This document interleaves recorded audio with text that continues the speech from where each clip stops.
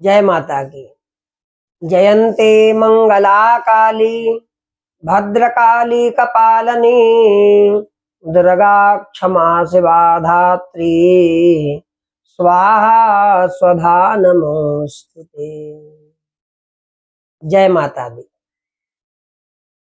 नवरात्र का महापर्व आने वाला है। चैत्र शुक्ल प्रतिपदा से आरंभ होने वाला है। सभी की जिज्ञासा रहती है नवरात्र में क्या ऐसा करें कि हमारे घर में भी सुख शांति की वृद्धि हो। आज ही के दिन से भारतीय नववर्ष भी आरंभ होता है।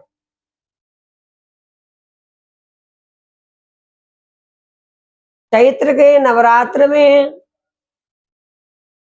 देवी की उपासना तो करनी ही चाहिए, परंतु भगवान श्री रामचंद्र जी की भी उपासना करनी चाहिए।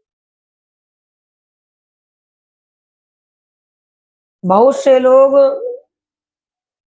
श्री दुर्गा सप्तशती का पाठ करते हैं, कुछ लोग केवल कवच अर्गला कीलक का पाठ करते हैं, कुछ लोग केवल देवी मंत्र का जप करते हैं, कुछ लोग अपने घरों में केवल 11 कर देते हैं भगवती का नाम लेकर।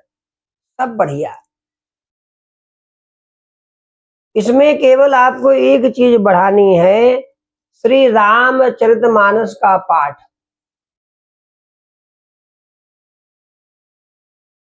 श्री रामचरितमानस का पाठ भी करना चाहिए। नवरात्रों में जो श्री रामचरितमानस का पाठ करता है उसकी सभी मनोकामनाएं भी पूर्ण हो जाती हैं भगवान राम जी की कृपा से। भगवती की तो विशेष कृपा होती ही होती है, परंतु साथ में भगवान श्री रघुनाथ जी की भी कृपा होती है। इस नवरात्र को आप विशेष बना सकते हैं अपने जीवन में श्री रामचरितमानस का पाठ करके। जितना आपसे संभव हो उतना पाठ करें।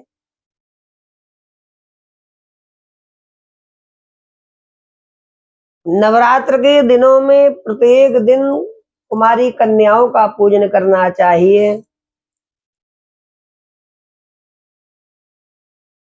यज्ञ में आहुति प्रदान करनी चाहिए।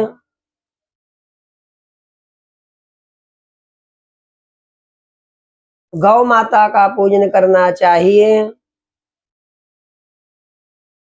काली, लक्ष्मी, सरस्वती माता का ध्यान, पूजन, स्मरण करना चाहिए और ब्राह्मणों का भी पूजन करना चाहिए।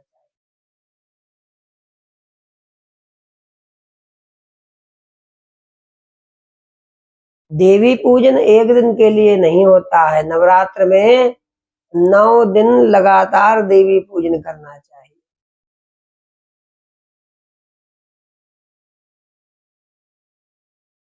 और सभी वर्णों की कन्या का पूजन करना चाहिए। कन्या पूजन के समय किसी प्रकार का विचार नहीं करना चाहिए, यह कन्या अमुक वर्ण की है, यह कन्या अमुक वर्ण की है, ऐसा बिल्कुल विचार नहीं करना। 8-9 वर्ष के आयु तक की जो कन्या है वह भगवती का ही रूप है। बड़े श्रद्धा से कन्याओं के चरणों का पाद प्रक्षालन करना चाहिए, भगवती के तिलक लगाएं और उनको अपने हाथों से पवाएं। यह सब नवरात्र में करने से सब प्रकार की बाधाएं आपके घर से दूर हो जाएंगी। श्रद्धा से करें, जितना भगवान ने आपको दिया है अपनी सामर्थ्य के अनुसार करें। और कन्याओं को कन्या भोज कराने के बाद में भोजन कराने के बाद में उनको बढ़िया सा दान भी करें। जो आपसे हो सके अधिक से अधिक दान करें। और कन्याओं से आशीर्वाद लें, चरणों में अपना शीश नवाएं भगवती के और आशीर्वाद ग्रहण करें।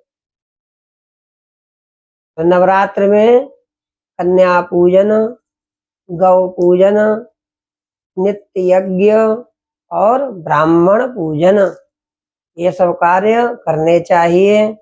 और श्री दुर्गा सप्तशती का पाठ भी आपको करना चाहिए। जितना संभव हो उतना करें और मन लगाकर बढ़िया से करना चाहिए। बहुत लोग पाठ करते हैं, बड़ी हड़बड़ी में करते हैं, हड़बड़ी में नहीं करना चाहिए, क्योंकि वह दुर्गा सप्तशती में भी भगवती की कथाएं हैं। उन कथाओं को हड़बड़ी में करेंगे तो कुछ समझ में नहीं आएगा। तो कथा को पढ़ें कि देवी का कितना पराक्रम है, कैसे शुंभ का वध किया, कैसे निशुंभ का वध किया, चंड मुंड का कैसे वध किया, देवताओं को कैसे आशीर्वाद दिया, क्या क्या आशीर्वाद दिया, कैसे देवता भगवती की स्तुति कर रहे हैं, कैसे ब्रह्मा ने भगवती की स्तुति की। कवच में भगवती हमारे किन किन अंगों की रक्षा करती हैं, जब हम अच्छे से पढ़ेंगे तभी हमको समझ में आएगा, तभी उस पाठ का फल भी आपको प्राप्त होगा। जल्दी जल्दी करने से कुछ भी प्राप्त होने वाला नहीं है। और विशेष रूप से रामचरितमानस का भी पाठ इस नवरात्र में आप लोग अवश्य करें और हमेशा करना चाहिए। रामचरितमानस का पाठ, दुर्गा सप्तशती का पाठ, कवच का पाठ। कवच के पाठ में तो लिखा हुआ है भगवती के पाठ में कि मनुष्य को पाठ करे बिना एक पग भी घर से बाहर नहीं निकालना चाहिए। जो भी पाठ करें, यज्ञ करें, साधन करें, दान करें, पर कैसे करें? आराम से, अपनी सामर्थ्य के अनुसार करें।